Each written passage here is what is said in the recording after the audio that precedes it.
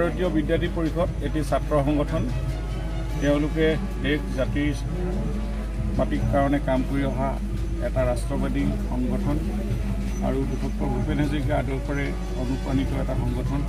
আজি এই শতবৰ্ষত মৰাণ মহাবিদ্যালয়ৰ তাৰ ইউনিটে ছাত্ৰ গোটটোৱে 100 বন্তি প্ৰজ্বলনেৰে তেখেতৰ এই মৃত্যু বাৰ্ষিক লগতে জন্ম শতবাৰ্ষিকী উদযাপন কৰিবলৈ লৈছে আৰু এই অভাজনক আমন্ত্ৰণ কৰি বন্তি প্ৰজ্বলনৰ শুভাৰম্ভ কৰিলোঁ।